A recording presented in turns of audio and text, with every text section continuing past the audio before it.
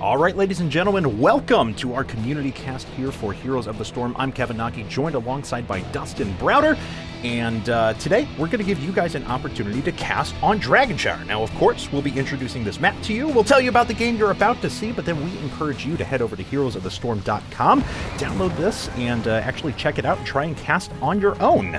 So let's have a look at what's going on here with these teams. We've got blue team here on the left-hand side of the map with Tyrael, Demon Hunter, Raynor in his Patriot uniform. We've got Zeratul in his Samurai uniform, and we got one more over to the right. We've got Mecha Tassadar, which is one of my favorite skins in the whole game right now. And on the right-hand side of the map is the red team. We've got another Tassadar player. We've got Abathur there burrowing underground.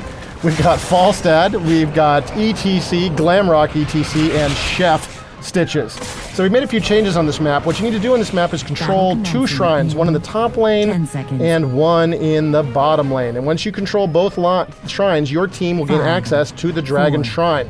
If you get a hero to that shrine, a hero can channel on that giant statue and gain control of that statue and then stomp down any lane they want and start smashing stuff to pieces. So watch for these teams to try to gain control of those shrines and ultimately gain control of the Dragon Knight himself. That's right. So we're going to start things off here into this game, and I just want to take a quick second to say that I echo your thoughts on Mecha Tassadar. I want nothing more than just to see massive 1v1 battles between him and Kaiju Diablo. Absolutely. So that's it. All right. Those asides out of the way, we have Tassadar here with ETC for the red team in the mid lane, and looks like Tassadar and Zeratul on the other side. Already aggressively trading back and forth here. Zeratul actually taking quite a bit of damage.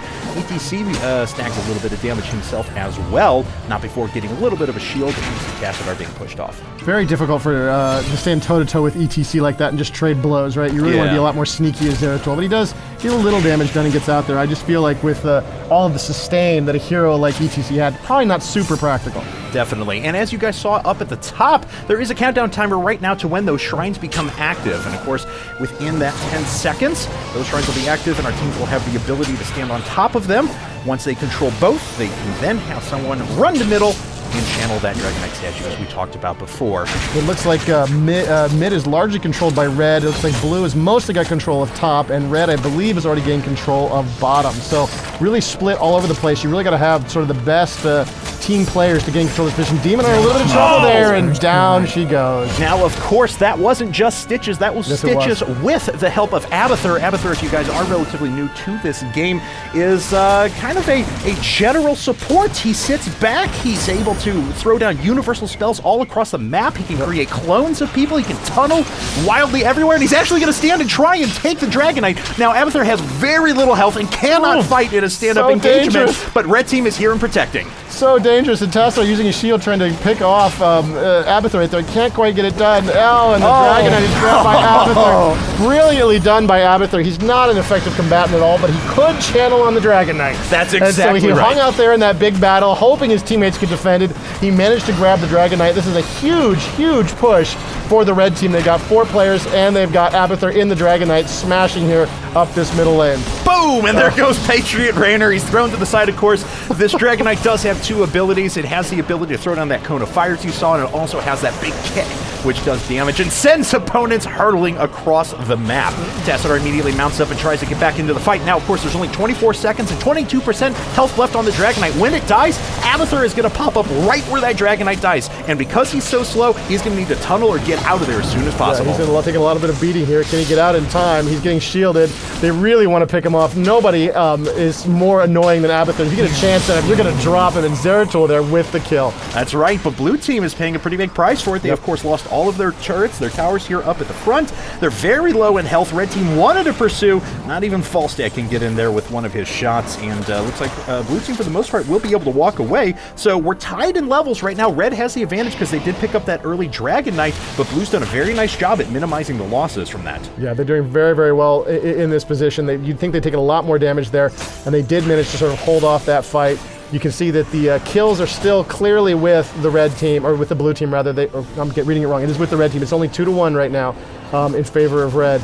And looks like we got a camping picked up over here by the blue team. Yeah. Going for sort of some backdoor shenanigans there, trying to grab those mercenaries. And a great job by Mechatassadar there to actually drive away ETC. Falstad knows something's up, though, and he's going to fly in, but it looks like blue team's going to be able to pick up these Siege Giants before red can stand on top. Abathur coming in to support ETC while Falstad fights as well. ETC's just going for this. Tyrael was taking damage for Raynor there. That is one of his abilities at E. And a very nice little move as he actually Qs. That throws his sword on the other side of the bushes, then he activates it again to catch up to it. He starts running away. I'm not sure that's what he wanted to do, was leave Raynor and Alice there behind, but I guess it was worth it. I guess he figured they were dead anyway. But they managed to fight their way out of hell there.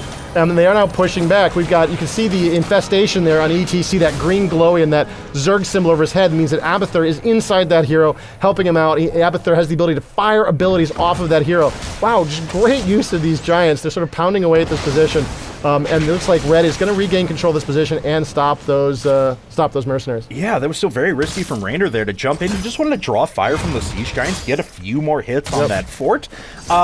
You know, but he almost lost his life for it. It was a risky play, but so far it looks like it's worked out. Zeratul trying to dash in. Maybe he can get an opportune blink to get right on top of ETC, but ETC disappeared behind that wall. Not going to happen. He really wanted to get Falstad goes down. Great teamwork there by the blue team, trapping him in that position.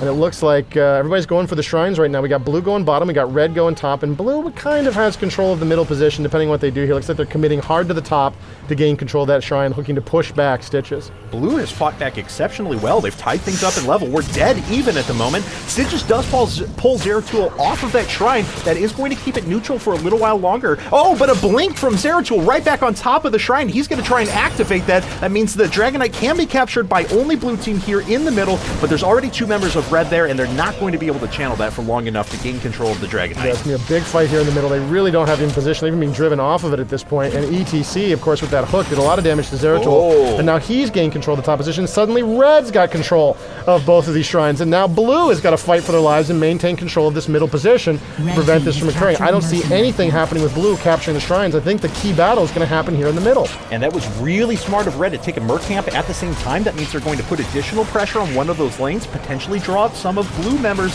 to that top lane, and that'll give them better access to this Dragon Shrine. But blue team's not taking the bait quite yet. We have 3 members sitting in the middle because they know if they give up that Dragon Knight, it's a huge swing in red team's favor. It looks like, yeah, they've still got control of both shrines. Red pushing pretty hard. Blue's looking pretty beat up here. They're scattering away. A lot of trouble here. Abathur doing a ton of damage from Falstad. Raynor trying to get out of trouble there. ETC in pursuit.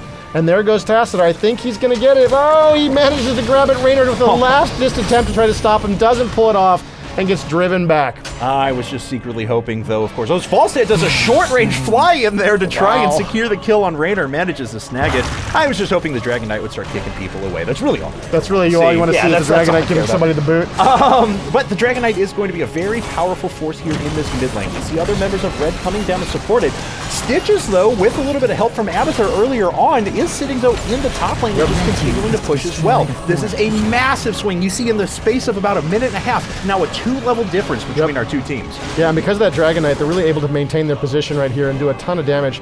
The Dragon Knight going up top, he sees the advantage. He's destroyed middle lane, and he's not getting any further into the town there, but Stitches done so much damage up here, he'd love to get something done. So he's pushing top as well, trying to help out Stitches, while red sort of gathers around the Dragon Knight and tries to protect it a little bit. Yeah, Falstad took some pretty big damage there as the fight is actually developing around these knights. And there's a... Oh, ETC jumps straight up, doesn't hit anyone with his ult, unfortunately, and almost pays the price. No, he in fact does die. Dragon Knight goes down. And who was standing in that? I think that was Tassadar? It was Tassadar. Yeah, and he goes into Archon mode, which is my favorite ultimate. We were discussing this earlier. Yes. And while he can dish out some serious damage, I thought he was going to sneak a kill, but he dies. He was just so alone. It was surrounded by his enemies. He doesn't have that much health, so he can do a lot of damage in Archon mode, as you were saying. And you get even like one tank in front of you to protect you. You can just phaser through anything you want with that guy. But yeah, he was in a little bit of trouble there. Ultimately got surrounded and taken down. Blue is really beat up, but feeling very frisky. They want to try to get something done here. They've been taking a beating the whole game. They are still down by just a level. They're about to make up that difference, but it looks like they're going to have to pull back and heal up. Yeah, Falstad was smelling some blood in the water there. He saw 4 members of blue that were extremely low in health and tried to jump in and make a heroic multi-kill there. Couldn't quite land it, though. Snagged a 1-for-1, but he unfortunately did, of course, pass a bit more experience back over to blue, which, as we said before, we're now tied up in levels. Yes, we see red team's about to hit 13 quicker than blue team will, but there's still a big opportunity for blue here while things are tied up to try and wrest back control of this game. You see these players spreading out a little bit, trying to pick up as much experience as they can. They want to be in position to grab those experience points for their team. So you want to spread a little bit and then, of course, come together exactly the right times. And then if the level difference starts to get bad again, you may need to spread out again to try to grab the stuff that you need in order to keep your team in the leveling game. All right, Merc Camp's going down now. Red team going to start pushing up those lanes. Falstad's going to die, though, for that effort. Mecha Tassadar trying to run away. The other Tassadar can't catch up to him. Demon Hunter has actually died a few times here trying to jump into fights and save the day. And with a little bit of shielding, looks like he will get away. This is a bit of an overcommitted ETC, but there's so much health there, especially with Abathur supporting him. He just walks away. He can get away from that. You can see Abathur's infested him there. He's going to give him some additional shots. Abathur obviously choosing ETC as his favorite, and ETC's decided he's had enough. He's going to get out of here, get himself to a healing well, and get back into this battle. And Stitches has pretty much just been doing his own thing in top lane the entire game with Abathur's help every now and again, but has done some really great work. But now's the time when Red Team really needs those hit points and really needs those grabs from Stitches to connect. Yeah, this has been a fairly low kill game. You can see there's only 7 kills for blue and 6 now for red. Despite this position of the game, we're at level 13 and 14. It looks like Rainer's in a little bit of trouble there with ETC in pursuit. And it looks like Demon Hunter's getting out of there as well. So red sort of gaining control of the middle as blue scatters away.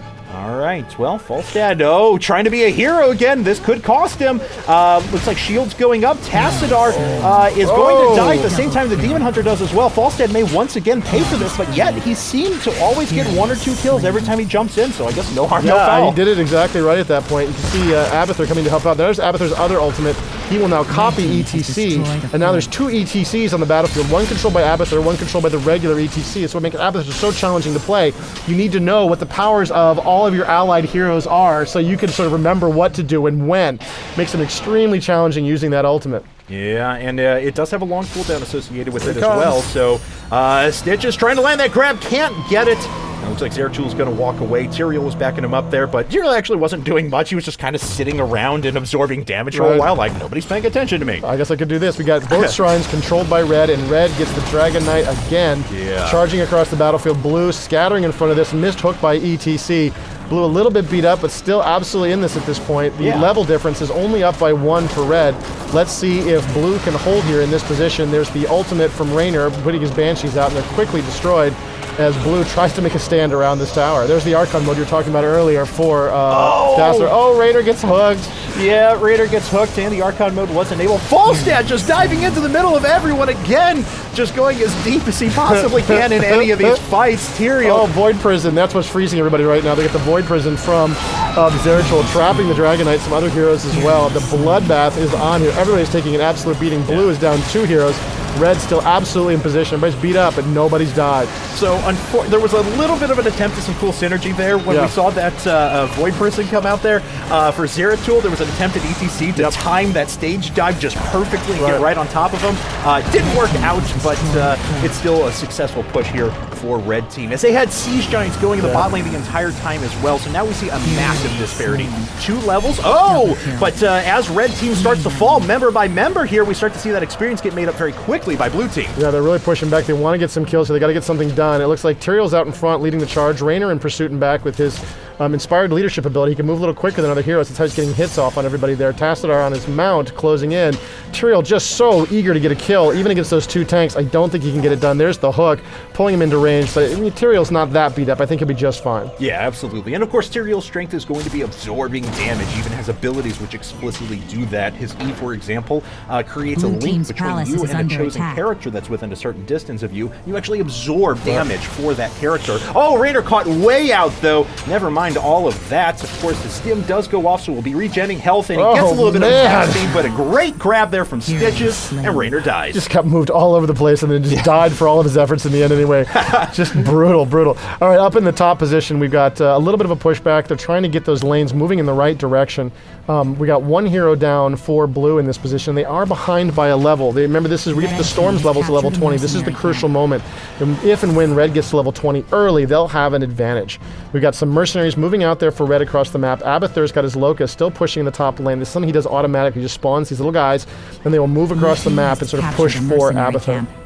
Okay, well, while he's doing that, red is doing a nice job of passively, accumulating XP, but I will give blue credit to that they have done a very nice job at equalizing kills over the course of this game. They have. They're doing a very nice job of kind of holding off these death pushes when things seem like they're going to snowball just a little bit too far in red team's favor. With 4 Siege Giants here in the bot lane, this is a lot of pushing power, but blue intercepts this very quickly, and they're actually starting to make up some of that experience. They are doing pretty well here. There's a Demon Hunter, a little bit of danger there. There's looks like a Tassadar got beat up and is forced to run for his life. ETC trying to get out of there as blue does a ton of damage to him.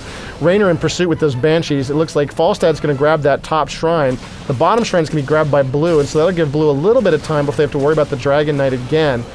And it looks like red manages to get out of there without any really serious damage occurring, but the level difference is still fairly critical. Yeah. We're still down a whole level for blue, and it looks like they're really trying to get out of this position here in the bottom. They're a little bit out of position. They've only got a couple heroes here, and they're kind of trapped. I don't like this position for Tassadar. And Raynor looks like he took his talent where he can manually activate his stim pack, so he did try and dash away from there, but of course he left his buddy Tassadar to die spectacularly, and that does give control of the entire map once again over to red team. Wow. Falstad comes in, but Raynor's already there, and we have a fight. Wow, Raynor, this is the battle for this shrine. Of course, it's not going to be a fair fight because ETC is going to run up here and just wreck his day.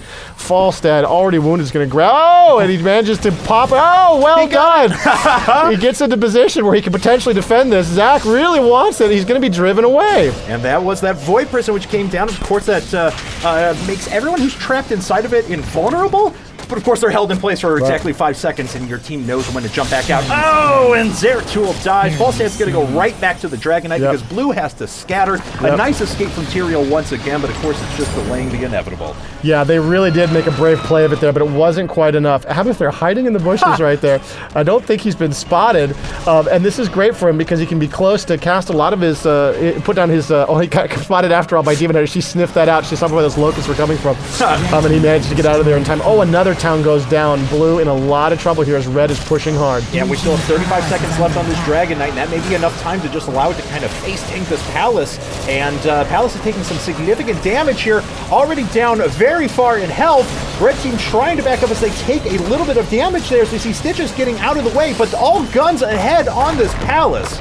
Oh, unbelievable. And down it goes. Well played, Team Red. Blue with a valiant defense, but in the end, just not enough. There it is, GG. So, ladies and gentlemen, like I said, if you want to take a crack at casting this game, make sure you check out heroesofthestorm.com, and you can download this, and we want to see your best results. Always, you can check out all the latest news and information about Heroes of the Storm on heroesofthestorm.com, or follow us on all of our various different social media devices. We are Blizz Heroes on pretty much everything: Facebook, Twitter, YouTube. So please do check that out, and we can't wait to see how you guys cast this game. For Tim Frazier, Dustin Browder, and Kevin Naki, and everyone here at Blizzard Entertainment, we hope you have a wonderful day.